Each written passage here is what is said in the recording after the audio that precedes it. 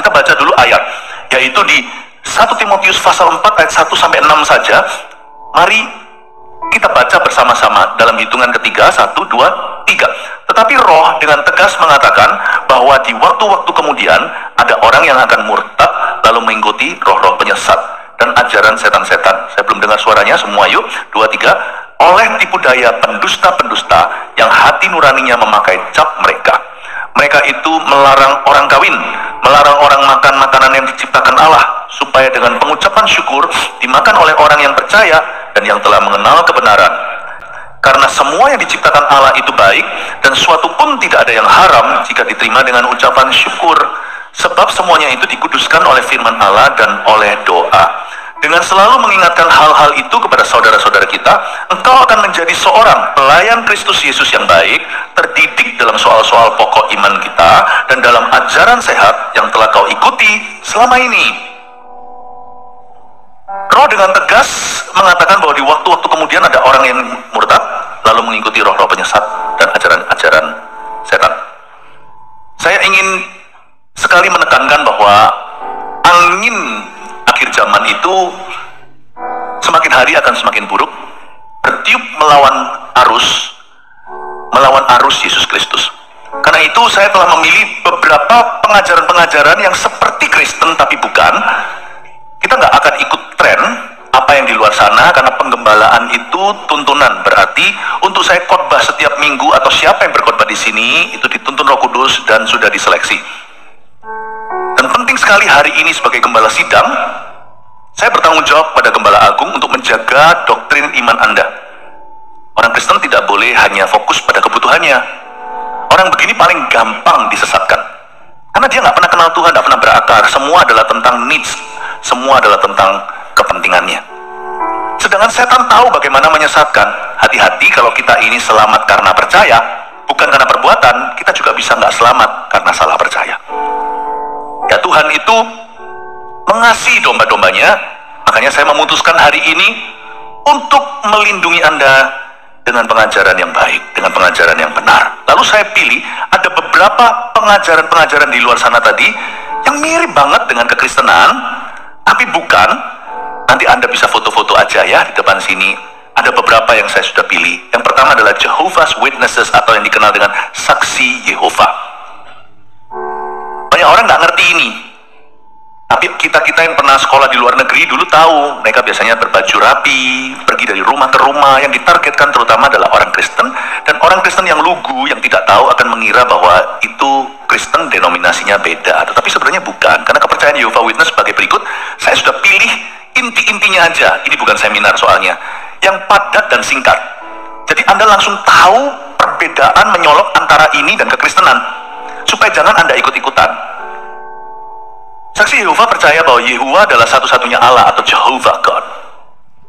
Lalu ini yang jadi masalah buat kita. Yesus adalah ciptaannya yang pertama dan tertinggi. Saksi Yehova percaya bahwa Yesus bukan pencipta. Dia adalah ciptaan Allah Yehova, ciptaan Allah yang paling sulung, penghulu malaikat. Jadi boleh dikatakan kakaknya Mikael, tapi dia sendiri bukan ilahi. Jadi ini mirip-mirip, tipis-tipis, tapi kalau Anda lihat ke akarnya, beda. Lalu selain itu, bagi mereka Roh Kudus itu nggak ada. Roh Kudus hanyalah energi kreatif Allah di dunia atau tenaga. Sedangkan kekristenan percaya bahwa Yesus dan Bapa adalah satu dan setara dalam penciptaan. Mari kita lihat Yohanes 1 ayat 1 munculkan aja di situ. Pada mulanya adalah firman. Firman itu bersama-sama dengan Allah, dan firman itu adalah Allah, setara di dalam penciptaan. Lalu Yohanes 10 ayat 30 bunyinya, aku dan Bapa adalah satu. Sedangkan Allah dan kita itu ciptaannya beda, tapi Yesus itu pada hakikatnya by nature the same. Makanya Tuhan Yesus kan mau dirajam di awal-awal pelayanannya, sebab dia berkata begini, sebelum Abraham ada, aku ada. Dia mengaku dirinya Alfa dan Omega. Waktu orang-orang lagi kritik dia, kami tahu siapa kamu kan dari Nazaret ya kan? Papamu itu loh tukang kayu. Mereka mengabaikan cerita bahwa Yesus lahir dari seorang perawan, dari seorang gadis namanya Maria. Mereka merasa, kamu rabi lah, kamu guru, kamu nabi, tapi kamu bukan ilahi. Dengan otoritas mana kamu mengajari kami mengusir setan dan menyembuhkan? Lalu Yesus cuma jawabnya singkat. Dalam bahasa Ibraninya, itu mereka ngerti itu orang-orang Yahudi. Kita aja bahasa asing, kita nggak paham itu. Dia berkata, before Abraham, I am. Dia tidak berkata I was. Kalau yang ngerti bahasa Inggris, past tense atau kata lampau, dia berkata I am. Akulah yang kekal hidup selama-lamanya sampai selama-lamanya. Umurmu baru sajap, kata mereka. Langsung mau dirajam. Tapi belum waktunya. Aku dan Bapa adalah satu. Allah Tritunggal kita tidak akan pernah mengerti, tapi sampai di sorga nanti kita akan paham. Tetapi yang pasti, setiap orang Kristen yang sudah lahir baru pasti melalui baptisan dalam nama Bapa, Putra, dan Roh Kudus, di dalam nama Yesus Kristus. Jangan coba to make sense, karena kita mencoba untuk menyelidiki Allah, kita akan gagal total. Tapi kalau kita hanya mengenalnya dan terima dengan iman, luar biasa keselamatan. Selain itu, saksi Yehova percaya Roh Kudus itu hanya energi kan? Sedangkan kekristenan percaya bahwa Roh Kudus adalah Allah. Efesus 4 ayat 30 sangat jelas sekali. Dan janganlah kamu mendukakan Roh Kudus Allah yang telah memeteraikan kamu menjelang hari penyelamatan. Bahasa Inggrisnya, do not grieve God the Holy Spirit. Roh Kudus Allah. Roh Kudus bukan tenaga. Dia seorang pribadi dan dia sama ilahi, Allah Bapa, Putra, dan Roh Kudus. Roh Suci adalah Allah Tritunggal. Jangan kau dukakan. Yohanes 14 ayat 26 bunyinya, tetapi penghibur, yaitu Roh Kudus yang akan diutus oleh Bapa dalam namaku, dialah yang akan mengajarkan segala sesuatu kepadamu dan akan mengingatkan kamu akan semua yang telah kukatakan kepadamu. Jadi Roh Kudus itu mengajar dan mengingatkan. He's a person. Lukas 12 ayat 10, setiap orang yang mengatakan sesuatu melawan anak manusia, ia akan diampuni, tapi barang siapa menghujat Roh Kudus, ia tidak akan diampuni. Sudah jelas kan? Bahwa dia adalah Allah. Ada tipe kedua. Sebenarnya ya, semua itu ada kemiripannya. Masing-masing akan menyerang pengajaran sentral Kristus. Jadi saya sebut ada 4 totalnya untuk mewakili semua gerakan baru. Jadi lucu. Yang namanya pengajaran-pengajaran yang mirip Kristen tapi bukan, itu sudah ada dari abad ke-1, abad pertama gereja mula-mula. Hanya dia berevolusi aja, namanya gonta-ganti. Tapi sebenarnya esensinya sama. Jadi sekarang Anda bisa mengerti pergerakan zaman. Kenapa kok muncul angin-angin baru? Kita nggak usah kejar satu-satu seperti anjing mengejar ekornya. Kita tidak mengikuti tren dunia. Kita di dalam gereja itu seperti rumah tangga, seperti keluarga besar, ada papa mama. Apa yang kita bicarakan itu adalah untuk pertumbuhan rumah tangga kita. Jadi kita nggak mengikuti. Dunia yang mengikuti kita. Dan saya merasa Kairos time, waktu ilahi telah tiba. Saya sebagai gembala sidang, ya, bertanggung jawab pada gembala agung untuk memberimu fondasi atau menguatkan struktur. Karena ini tidak boleh main-main. Kita selamat oleh karena percaya, berarti kita binasa juga karena salah percaya. Setan tahu persis gimana mencubitmu, gimana mencuri, membunuh. Setan tahu. Karena itu penting sekali orang Kristen, anak Tuhan, apalagi yang sudah bergereja bertahun-tahun, harus bertumbuh dalam pengenalan yang benar. Dan pengenalan itu harus dimulai juga dengan pengetahuan yang betul. Nanti kalau Anda lihat ya, perbedaan antara gereja itu sebenarnya nggak prinsip. Jikalau perbedaan antara satu gereja dan satu denominasi dengan yang lainnya, jikalau itu berurusan dengan misalnya, apakah baptisan Roh Kudus itu selalu dengan tanda bahasa roh, itu nggak akan pengaruh keselamatan. Tapi senggol Kristus sebagai Tuhan, nah itulah keselamatan. Karena karunia itu fungsional. Kalau nggak mau ya nggak apa-apa. Misalnya ada orang yang percaya bahwa baptisan Roh Kudus itu diberikan saat orang lahir baru, udah inklusif tuh. Tapi ada yang percaya itu sebagai second blessing atau berkat kedua. Yaitu itu.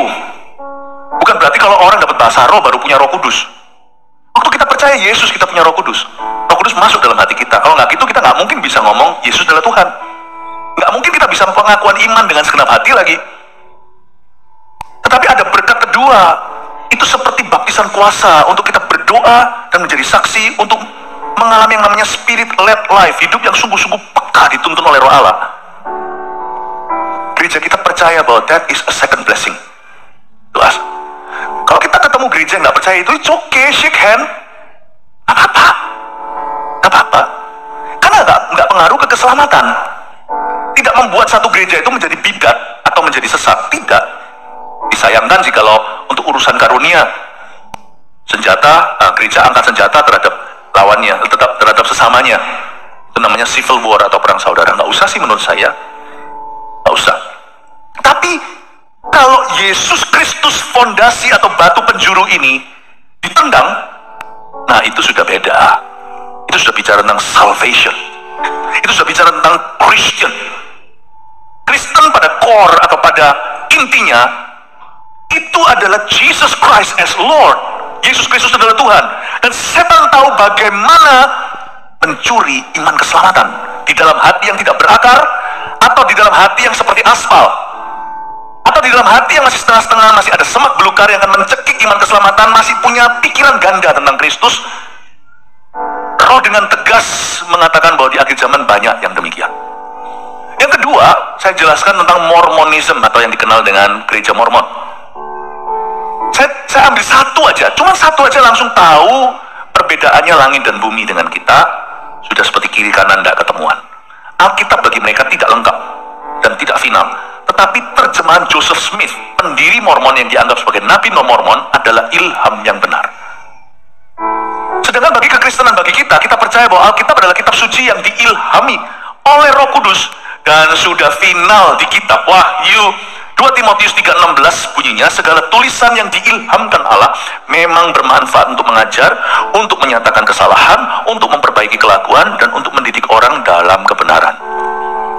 Bagi kita, Alkitab ini final. This is the word of God. Inilah firman yang diilhami. Sedangkan buku-buku Kristen yang lainnya itu hanya suplemen belaka, termasuk buku-buku yang kita tulis dan sekarang dirilis di Pustaka Raja Wali, itu hanya tambahan. Kalau Anda terpencil di sebuah pulau misalnya, untuk waktu puluhan tahun kemudian, Anda hanya boleh bawa satu buku, buang buku-buku yang lain. Bawa Alkitab yang isinya 66 kitab. Kejadian sampai Wahyu ini sudah final. Inilah ilham. Yang lainnya itu hanyalah buku yang berfungsi sebagai vitamin rohani. Tapi inilah esensi firman. Nah, itu membuat perbedaan, karena bagi gereja Mormon, Alkitab itu bukan the book, tapi one of the books, salah satu buku. Mesti hati-hati. Wahyu 22 ayat 18-19 bunyinya, aku bersaksi kepada setiap orang yang mendengar perkataan-perkataan nubuat dari kitab ini, jika seorang menambahkan sesuatu kepada perkataan-perkataan ini, maka Allah akan menambahkan kepadanya malapetaka-malapetaka yang tertulis di dalam kitab ini. Dan jikalau seorang mengurangkan sesuatu dari perkataan-perkataan dari kitab nubuat ini, maka Allah akan mengambil bagiannya dari pohon kehidupan dan dari kota kudus, seperti yang tertulis di dalam kitab ini. Memang ayat ini bukan bicara tentang semua kitab, tapi penutupan kitab, yaitu kitab Wahyu. Alkitab Kristen bukan yang paling banyak. Ya, ada juga kitab-kitab lain yang tidak dimasukkan di dalam kanonikal Alkitabnya Kristiani. Misalnya kitab Henok dan sebagainya. Bagaimana kita bisa pasti apakah Alkitab yang 66 buku ini Kejadian sampai Wahyu yang diilhami, atau Alkitab dengan tambahan beberapa kitab-kitab yang lain? Udah, yang Kristen pegang keyakinannya. Saya punya cara simple untuk menjawab kepada diri saya sendiri. Kejadian sampai Wahyu 66 totalnya, 39 perjanjian lama, 27 kitab perjanjian baru aja saya belum bisa kuasai, saya nggak perlu ekstra. Kejadian sampai Wahyu aja saya belum taat betul, masa saya mau nambah? Hai orang Kristen, hai umat Tuhan, setialah dengan 66 kitab. Kitab Kejadian, Keluaran, Imamat, Bilangan, Ulangan, Matius, Markus, Lukas, Yohanes. Kenapa saya baca Alkitab itu? Kenapa saya percaya itu firman Tuhan? Karena Alkitab ini terbentang waktu ratusan tahun, jikalau bukan ribuan, dan juga puluhan tahun. Ada penulis satu dengan yang lainnya, 66 kitab. Ada satu penulis menulis beberapa kitab. Tapi ada juga penulis yang hanya menulis satu kitab, surat Yakobus contohnya. Dari Musa yang menulis Torah atau kitab Taurat, Kejadian, Keluaran, Imamat, Bilangan, Ulangan, 5 kitab pertama di perjanjian lama, sampai Injil yang ditulis oleh Dr. Lukas, oleh anak muda namanya Markus, Yohanes, sama Matius pemungut cukai, tukang pajak. Semuanya bicara tentang satu pribadi. Kalau kita sudah lahir baru, kita mengerti Yesus, dan tidak tabrakan satu dengan yang lainnya. Lain cerita kalau Yesus menulis autobiografi atau biografinya sendiri. Semua bernubuat tentang Yesus. Alkitab ini diilhami. Saya sendiri seorang penulis. Waktu saya tulis buku, terus satu bisa kelas dengan yang lainnya itu perlu editor terus. Ini nggak ada editornya, hanya Roh Kudus. Setiap zaman semua orang menulis tentang Kristus. Saya sih nggak mau 70-an kitab, 66 Find for me, find by me. Cintai firman ini. This is tabu. Alkitab itu namanya Alkitab. Artinya sound, buku. Cintai. Bagi Mormon ini tidak final, dan itu dimulai dengan sesuatu, dimulai dengan keraguan dan kebimbangan. Lalu muncullah ini. Memang seolah-olah dari kekristenan, tapi sebenarnya bukan. Jikalau mereka dengan kita sudah one atau satu dari dulu, nggak mungkin akhirnya bercabang hati dan punya doktrin sendiri. Mereka percaya gitu, kita percaya begini. Sekarang saya tambahkan satu lagi yang kurang familiar di Indonesia, tetapi kita tetap perlu berjaga-jaga. Khotbah saya ini bukan sifatnya mengoreksi saja, tetapi juga mengantisipasi. Karena jemaat ini bagi saya, bagi kami adalah seperti keluarga sendiri. Sebagaimana kami juga menerapkan dalam keluarga, kami ajari anak-anak kami untuk sungguh-sungguh dengan Tuhan dan tinggal dalam pengajaran. Saya juga berharap tidak ada satupun di antara kita yang akan disesatkan di kemudian hari. Satu lagi namanya Christian Science atau Kristen Ilmu Pengetahuan. Ini Tom Cruise bagian dari gereja ini. Ya, mereka percaya bahwa Roh Kudus itu bukan pribadi Allah apalagi, melainkan ilmu pengetahuan ilahi saja atau divine science. Dan mereka juga yakin surga dan neraka itu nggak ada. Itu hanya the states of mind, itu hanya ada di benak manusia. Itu dicipta di dalam pikiran kita. Dan dosa serta penyakit itu ilusi belaka. Sedangkan kekristenan percaya, ini yang kita percaya, bahwa Roh Kudus adalah pribadi ketiga Allah. Ketiga Allah Tritunggal yang diutus kepada gerejanya, kepada umatnya. Yohanes 16 ayat 7 bunyinya, namun benar yang kukatakan ini kepadamu adalah lebih berguna bagi kamu jika aku pergi, kata Yesus. Sebab jikalau aku nggak pergi, penghibur itu tidak akan datang kepadamu. Tapi jikalau aku pergi, aku akan mengutus dia kepadamu. Dan kita juga percaya bahwa dosa, kutuk, sorga, dan neraka itu semuanya ada, real, dan nyata. Roma 3 ayat 23 bunyinya, 23 dan 24, karena semua orang telah berbuat dosa dan telah kehilangan kemuliaan Allah, dan oleh kasih karunia telah dibenarkan dengan cuma-cuma karena penebusan dalam Kristus Yesus.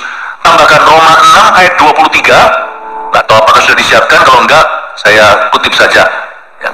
Karena upah dosa ialah maut, tetapi kasih karunia Allah adalah hidup yang kekal di dalam anaknya Yesus Tuhan. Kita percaya bahwa dosa adalah dosa, setan adalah setan, neraka adalah neraka, dan itu bukan dongeng belaka. Ini penyebab juga kalau Anda lihat ya, pengaruhnya ini sebenarnya ada. Ini apapun labelnya, Christian Science kayak Kristen Ilmu Pengetahuan, kayak gerejanya biasanya megah-megah. Kalau di luar negeri, di Amerika contohnya, Mormon juga. Dan kalau kita telusuri, akhirnya sebenarnya semua ini mulai dari hati sih, dari hati nurani orang yang tidak condong ke Kristus, tetapi ke arah yang berbeda. Meskipun bermula mungkin dulu adalah orang Kristen, siapa tahu, tapi tidak Kristen di dalam hatinya. Manusia itu bisa berubah jalur kalau dia tidak berakal. Nah, ini mau menceritakan, sekarang jadi mengerti misalnya gereja-gereja yang belum sampai meninggalkan Roh Kudus, tapi kenapa di zaman modern ini ada hawa sekuler yang berhembus. Dan saya percaya di balik itu selalu ada roh-roh jahat yang campur tangan. Karena salah satu senjata roh jahat untuk meruntuhkan umat yang selamat adalah meragukan Tuhannya dan meragukan juru selamatnya. Dan sekarang kita lebih mengerti kenapa gereja-gereja lebih condong mulai meninggalkan Roh Kudus. Atas nama apa? Atas nama ilmu pengetahuan, atas nama modernisasi. Makanya gereja kita tetap harus bisa menyembah Tuhan dalam roh dan juga dalam kebenaran. Jangan hanya dalam kebenaran, lama-lama akan luntur tuh kebenaran kalau kita tidak kuat di dalam Roh Kudus. Gereja-gereja mulai menganggap Roh Kudus itu lebih kepada, ya sudahlah, pokoknya yang penting kita berpikiran positif, jadi orang baik, lakukan ajaran Tuhan. Tapi Roh Kudus mulai pelan-pelan disingkirkan. Di dalam ibadah sudah mulai tidak ada. Sebenarnya belum sampai gereja itu menjadi Christian Science atau gereja ilmu pengetahuan, tetapi sudah mulai condong ke situ. Sekali kita jalan ke sana, biasanya nggak ada remnya, bisa jadi remnya belum. Makanya gereja itu tetap harus menjaga rohnya. Biarlah rohmu menyala-nyala. Jangan padamkan roh. Jangan larang orang berbahasa lidah. Kalau pada tempatnya, yaitu saat menyembah atau saat perkumpulan bersama, kita itu berdoa. Itu tools, itu instrumen dari Allah. Karena itu jangan sampai kita dengan tanpa kita hati-hati ternyata mulai digeser harapan kita, harapan Injil mulai digeser, mulai digoncang. Pergeseran yang boleh terjadi tahun ini yang dari Tuhan, bukan yang dirancang oleh setan. Tahun lalu kan saya sudah pernah membuatkan di akhir tahun 31 Desember. Anda yang datang masih ingat nggak? Saya bilang ada 3 hal ini akan jangan digeser di dalam alam roh. Yang satu, kesembuhan ilahi. Yang kedua, bahasa roh. Yang ketiga, persembahan persepuluhan. Sebab nanti tahun depan, waktu itu tahun 2023, old and new, waktu kita tutup tahun, saya berkata tahun depan ini akan diserang gila-gilaan. Anda yang ingat? Dan sekarang memang terjadi. Sekarang itu zaman edan, di mana yang diserang itu bukan lagi kebenaran minor, tapi yang diserang itu kebenaran mayor. Yang utama, nggak tanggung Yesus yang digunjang-ganjingkan. Dan perbincangan itu kalau di luar agama Kristen ya pahamlah, karena beda keyakinan. Tetapi di dalam kalangan Kristen itu terjadi. Itu salah satu tanda akhir zaman. Ya, yang digoncang itu hal-hal yang penting sekali, seperti bahkan Alkitab pun diserang. Satu lagi ya, yaitu liberal atau universal Christianity atau Kristen liberal, yang ini luas dan lebar. Ini nggak bisa sebut apa dan apa karena di dalamnya jatuh semua ke dalam kategori ini. Christian liberal atau liberal Christianity itu begini, kira-kira begini ya, pemahaman Kristen tidak boleh sempit lah guys, tapi harus berkembang mengikuti zaman. Dan itu kalau diteruskan juga nggak ada batasnya. Bahkan nanti kita sudah mulai, bukan nanti, sekarang mulai terdengar gereja yang menerima LGBTQ sebagai gaya hidup yang berbeda, bukan sebagai dosa. Dengan alasan, Tuhan tidak akan menghakimi, Tuhan itu Maha Kasih. I understand. But in the wrong spirit, you're proclaiming God's love. Dalam roh yang salah, kita memproklamasikan kasih Allah. Kasih Tuhan itu tidak murah. Kasih Tuhan itu tidak lemah. Kasih Tuhan lah yang membuat dia digantung di kayu salib. Kasih Bapa lah yang membuat beliau mengutus putranya mati dengan begitunya untuk dosa. Love is not weak. Love says wrong as wrong, right as right, forgiven as forgiven. Kasihlah yang membuat kita berani berkata salah adalah salah, benar di atas benar, salah di atas salah. Liberal universal Christianity ini akan membuat blur semua perbatasan-perbatasan itu, sehingga tidak perlu lagi pakai visa untuk keluar masuk ke Kristenan. Alkitab mengajarkan kebaikan. Ini adalah kepercayaan Kristen universal, tetapi bukan otoritas kebenaran. The Bible is good, tapi bukan authority, dan tidak diilhami. Dan bahkan Alkitab itu ada kesalahannya loh dalam. Nah itu sebenarnya adalah pemikiran liberal. Itu sudah ada dari abad pertama gereja, sudah ada dari the first century, the early church itu sudah ada zaman dulu. Malah ada juga yang lain-lainnya seperti Gnosticism. Itu ngeroh banget, ngeroh sekali. Itu sudah ada dari zaman dulu. Jadi Rasul Paulus dan Rasul Petrus, Yohanes ada menyebut di dalam suratnya. Bahkan surat Yakobus, Bapak Yakobus, saudara Yesus yang akhirnya menjadi gembala sidang di Yerusalem, gereja pertama, dia menghadapi berbagai macam pengajaran sesat. Jadi kita tahu bahwa ini nothing new. Sedangkan kekristenan, bedanya dengan Kristen liberal di sini, pemberitaan tentang salib adalah satu-satunya berita keselamatan. 1 Korintus ayat pasal 1 ayat 18, sebab pemberitaan tentang salib memang adalah kebodohan bagi mereka yang akan binasa. Tapi bagi kita yang diselamatkan, pemberitaan itu adalah kekuatan Allah. Jadi pemberitaan salib itu memang kebodohan bagi orang yang tidak percaya. Galatia 5 ayat 11, Paulus mengeluh. Dia berkata gini, dan lagi aku ini, saudara-saudara, jika aku masih memberitakan sunat atau apa yang bisa diterima oleh zaman, mengapakah aku masih dianiaya juga? Sebab kalau demikian, salib bukan batu sandungan lagi. Paulus berkata, aku memberitakan Injil tanpa kompromi, sekalipun aku mengasihi orang Yahudi sebagai orang Yahudi, aku mengasihi orang Yunani sebagai orang Yunani. Aku mencintai mereka, bahkan aku mau dipisahkan dari Kristus demi Israel, agar Israel jangan binasa. Jangan pertanyakan kasihku. Namun demikian, aku memberitakan salib, bukan sesuatu yang religious and good idea atau ide yang bagus. bukan sesuatu yang religius. Aku memberitakan kebenaran, the truth, nothing but the truth. Hanya kebenaran saja. Dan oleh karena itu aku dianiaya. Karena di zaman itu lebih bisa diterima kalau kita itu bisa liberal atau lebih terbuka. Udahlah, ikuti zaman. Waktu itu orang-orang Yahudi percaya dengan hukum sunat. Pokoknya nggak disunat secara lahiriah, kamu nggak akan masuk surga. Paulus memberitahu tidak betul bahwa hanya satu jalan, yaitu melalui Yesus saja. Orang Yahudi ngamuk, orang Yunani ngamuk. Kalau gitu berarti kalau kamu bilang Yesus satunya jalan, semua teman-temanku ini di Athena semua binasa dong. Semua filosofi, filsafat itu, filosofer semua. Sedangkan yang Yahudi berkata nggak bisa, hanya sunat. Kamu melawan Musa. Paulus berkata, no, I'm preaching the gospel. Aku memberitakan Injil. Aku punya keyakinan yang kokoh. Dia pergi ke kota metropolitan New Yorknya zaman itu. Dia memberitakan Injil, lalu dia ngomong gini di Roma 1 ayat 16, I am convinced of the gospel, I'm not ashamed of the gospel. Paulus ini cendekiawan. Aku nggak malu memberitakan Injil, karena Injil adalah kekuatan Allah untuk menyelamatkan. Karena dia nggak kompromi. Dia dianiaya kanan kiri. Aniaya dari kemah Yahudi dan dari kemah Yunani dan dari kemah Romawi. Orang-orang di Roma hanya Kristen liberal. Terbukalah semuanya, namanya multicultural atau multibudaya. Jadi sudah nggak ada bedanya, nggak apa-apalah. Yang penting semua jalan menuju ke Roma, itu pepatah zaman itu. Itu munculnya di zaman Paulus. Hari-hari itu semua orang tahu ada banyak jalan ke Roma, nggak harus lewat melalui satu. Sehingga Yesus menjadi bukan Yesus lagi, tapi orang masih mengaku percaya Yesus. Dan ini bahaya. Paulus berkata seperti ini di Roma 1 ayat 16 tadi yang saya sebutkan.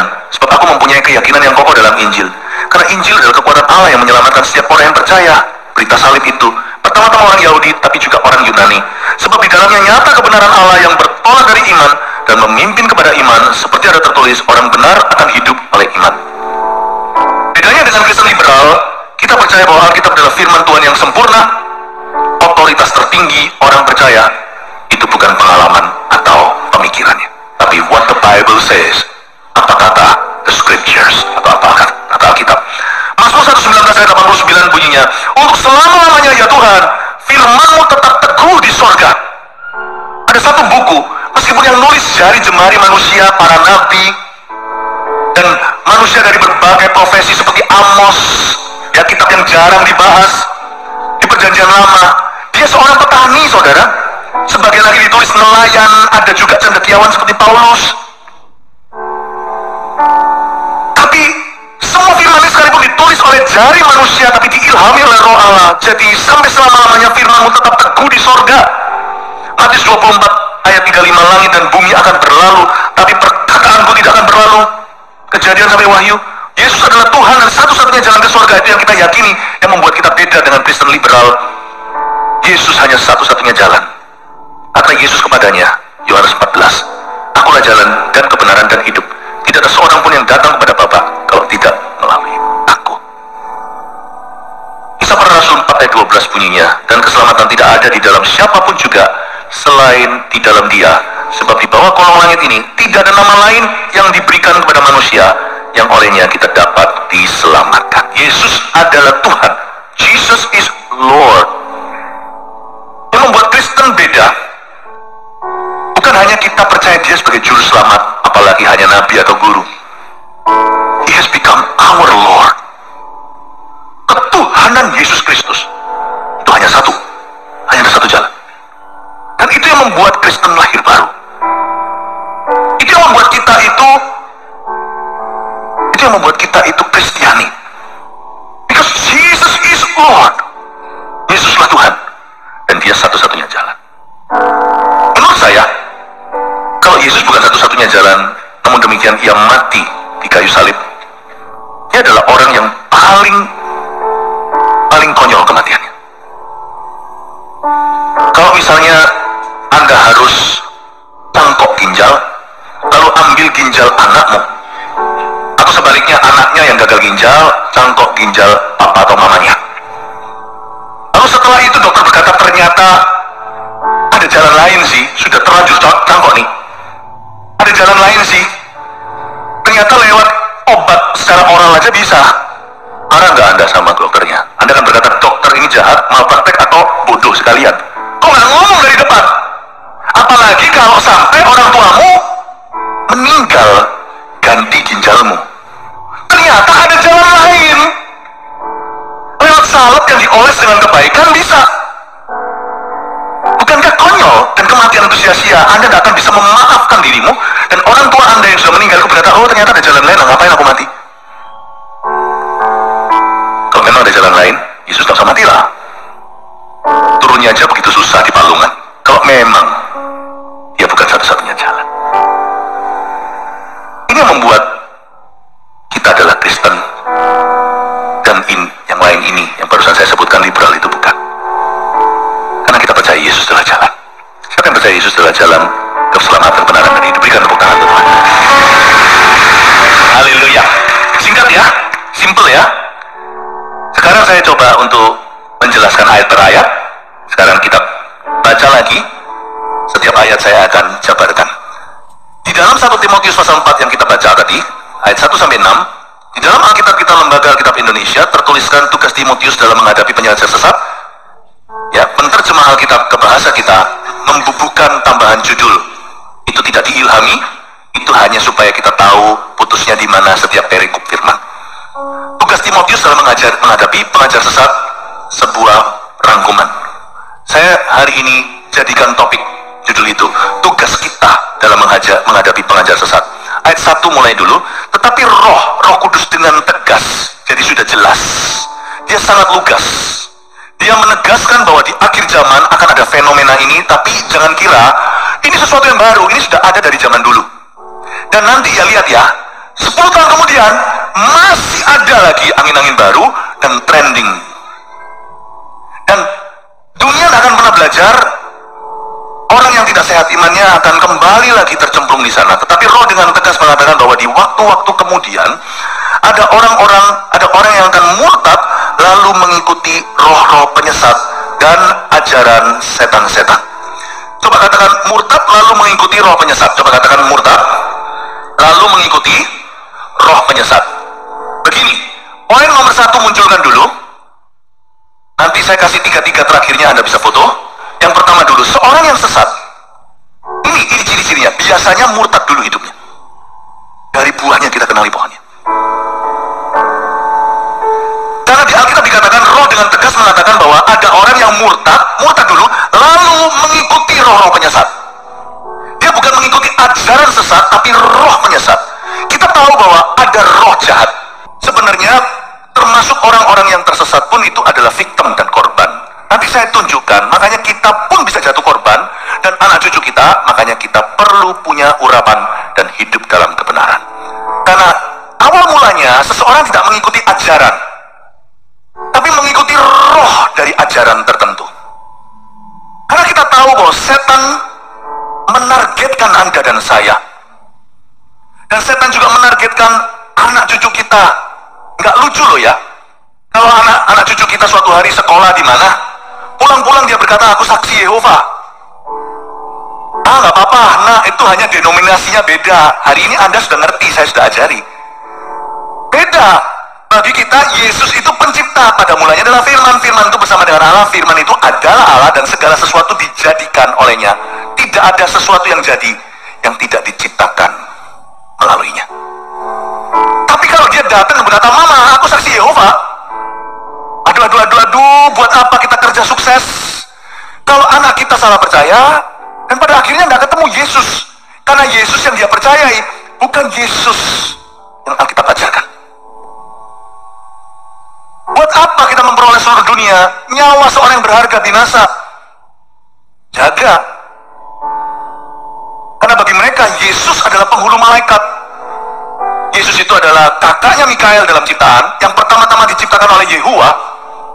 Lalu setelah itu ada Lucifer, segala sejajar, tapi dia lebih pangkatkan sesiung, kakak sesepuh. Not to us. Yesus bagi kita adalah the creator,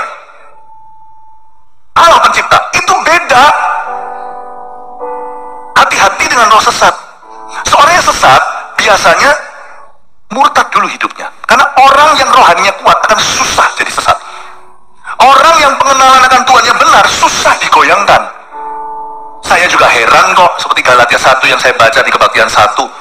Oh, cepat sekali kalian, kata Paulus, cepat sekali kalian merangkul Injil lain selain yang pernah aku beritakan. Itu karena banyak orang Kristen ke gereja hanya mikirkan tentang kebutuhannya. Gua dapat apa dari Tuhan? Seorang tolong, mohon tolong saya. Jadi orientasinya ke mi. Oke, untuk bayi rohani. Sampai kapanpun kita dewasa iman, kita tetap perlu didoakan. Saya juga, tapi jangan berpusat di situ. Miliki pengenalan akan Allah. Misalnya di dalam gereja kita, firman diajarkan dari segala sudut. Kadang-kadang tentang keluarga, nanti tentang kitab Wahyu. Saya nggak ngomong pembicara luar. Saya bicara tentang gembala-gembalamu sendiri. Memberimu menu. Seperti seorang personal trainer secara iman. Melatih Anda setiap otot-otot rohani Anda jadi. Makanya orang Kristen juga harus baca Alkitab. Jangan lupa Kemis nanti. Wahyu 6-9 dibaca semuanya supaya maksimal. Orang yang murtad, seperti orang yang sesat, biasanya murtad dulu. Karena itu orang yang kuat, berjaga-jaga, tidak akan bisa tercuri iman keselamatannya. Anak cucunya juga aman. Karena ada kita. Saya masih ingat pada waktu saya sekolah. Ya, masih di poin 1 ya. Waktu saya sekolah, rumah kami itu kan besar. Waktu saya sekolah di Kanada. Lalu ada kos-kosan di situ teman-teman karena terlalu banyak kamar. Akhirnya teman-teman gereja juga ada di sana dan mereka tuh bisa tahu orang Kristen di mana. Mereka berpakaian rapi. Pernah didatangi saksi Yehova, orang Mormon juga ada yang naik sepeda, pakai putih hitam, gak ada kepleknya di sini namanya, jadi sangat-sangat profesional. Nanti saya juga pernah, rumah kami juga pernah didatangi dengan satu sekte orang-orang Korea yang bukan termasuk tadi, tapi kurang lebih semua itu kan syarat sama pengajarannya. Sama-sama serang central nerve atau menyerang yang namanya saraf utama kekristenan. Nah, saya yang sekolah seminari, saya yang sekolah teologi, dan juga saya sebenarnya adalah kakak rohani dari mereka semuanya. Teman-teman saya rekan pelayanan tuh di situ didatangin, ting dong. Suatu hari saya sedang sembahyang, saya sedang saat teduh. Siang-siang itu saya pulang sekolah, siang-siang dia bisa tahu tiba-tiba ada mobilnya van di situ. Tapi hari itu saya nggak tahu mereka akan datang. Waktu saya berdoa tiba-tiba, ini pengalaman ya, ini kesaksian. Ada suara hati saya berkata, Philip keluar dari kamar, mereka sudah datang. Apa mereka datang? Saya di kamar kok nggak lihat jendela. Kamar saya itu ke arah kebun belakang, tidak ke arah halaman luar. Oke, saya turun. Waktu saya turun, ting dong, semua dibuka. Ada 2 orang datang. Yang satu adalah anak muda yang kemarin datang. Saya debat, dan akhirnya kita tidak dapat kesepakatan, dia pergi. Dia tidak bisa meyakinkan saya harus pasang badan. Saya sebenarnya nggak suka berdebat. Jadi saran saya, kalau Anda didatangi seperti itu, nggak usah deh debat, percuma. Doakan aja, nggak usah debat. Saya mesti, karena di sana di rumah saya ada 10 orang lainnya. Kalau saya tidak pasang badan, nanti orang-orang ini ke mereka. Jadi saya tumbalkan diri saya sendiri, karena saya juga tahu tentang ini. Saya bicara sama mereka, oh ini, saya bilang, hey, you again. Tapi kali ini dia datang dengan seniornya. Pasangan yang satunya lagi itu beda. Kemarin muda, sekarang yang tua. Nah, saya tahu yang tua ini, saya langsung tahu lah ini seniornya. Ngobrol-ngobrol, pembicaraan kita sampai kepada Roh Kudus itu energi. Saya berkata, nggak mungkin. Saya bilang, saya nggak mau debat di medan perang mereka. Saya mau debat juga. Kalau ini percaya, kalau lawan doktrin dengan doktrin percuma lah. Menangkan perdebatan so what? Saya pernah sebelum itu, bulan sebelumnya itu orang Korea, dia kalah debat sama saya. Akhirnya dia berkata, sekarang Anda yakin sekarang Anda tahu kan bahwa keyakinan Anda salah? Iya. Itu orang Korea. Terus saya bilang sama dia, sekarang kamu tahu kan Yesus yang ku sampaikan ini benar? Iya. Maukah Anda hari ini menjadi orang Kristen? Tidak. Percuma menang debat. Percuma. Hari itu saya memutuskan untuk tidak menang debat. Karena yang muda itu udah kalah kemarin bawa seniornya. Datang di hadapan saya di pintu saya. Untungnya tidak ada orang di rumah, saya sendirian. Saya berkata, oke. Energi, bukan pribadi. Energi pribadi. Saya lakukan ini. Jangan dicontoh ya, itu hikmat sesaat. Nanti kalau ditiru juga lain kuasanya. Karena saya berdoa. Lalu saya berkata, oke, Anda seniornya kan? Yes. Saya bilang, oke, Anda lihat ya sekarang ya. Saya nggak akan tumbang tangan, saya nggak akan pegang dia. Saya akan minta satu pribadi untuk muncul di antara Anda dan saya. Mari kita lihat apa yang terjadi dengan juniormu. Tarik, tahu nggak juniornya? Pergi. Oh, nggak usah. Karena kalau kita doa, mungkin dia akan menangis, mungkin dia dijamah, bahkan mungkin dia rebah. Who knows? Only God knows. Saya berkata, kalau kamu merasa Roh Kudus adalah energi, nggak mungkin. Barusan tadi saya tahu kamu datang. Roh Kudus yang beritahu saya keluar, mereka sudah tiba. Nah, mungkin dia bukan tenaga, dia pribadi. Dan saya barusan aja sebelum kamu kesini, berapa menit lalu saya bersekutu dengannya. Dan saya lihat saya dengan mengerutkan dahinya, berkata, ini orang gak logis atau apa? Saya bilang, oke gini aja, kita buktikan. Wah, saya ngomong gitu setelah itu hampir menyesal. Let's see what happens to your junior when I call upon the Holy Spirit in Jesus' name. Let's see what happens, okay? You better catch him behind him. Setelah dia tidak mau pergi, saya berkata, oh Tuhan, aku ya takut deh.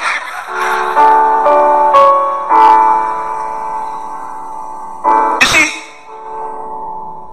seorang yang sesat biasanya murtad dulu hidupnya. Dari buahnya kita kenali pohonnya. Kita itu gampang termakan berita. Jadi misalnya ada orang membahas seseorang yang lain. Kadang-kadang kita termakan dengan berita itu, kita lupa orang pertama yang membahasnya itu siapa dia. Cek dong, pasti ada yang nggak beres. Tapi memang ya nggak bisa apa-apa. Kalau memang salah ya perlu diekspos. Tapi dalam hal ini jeruk makan jeruk. Salah sebut salah, maling teriak maling. Kalau memang yang diteriaki itu memang maling ya memang salah ya, harus tetap harus kita beritahu. Kalau yang diteriaki itu maling ya tetap maling, tetap harus ditangkap. Tapi jangan sampai orang yang gebuki maling itu tidak ditangkap pula. Kan kerap kali terjadi, maling ayam contohnya, sepeda motor, lalu satu kampung keluar gebukin dia.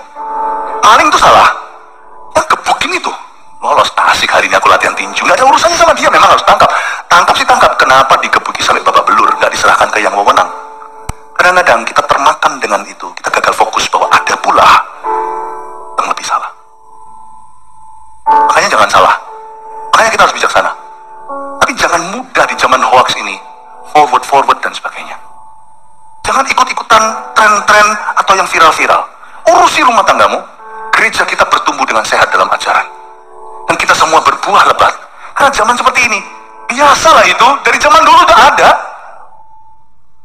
Sebab orang yang sesat biasanya murtad dulu. Dari buahnya kita langsung kenali pohonnya. Ayat 2, oleh tipu daya pendusta-pendusta yang hati nuraninya memakai cap mereka.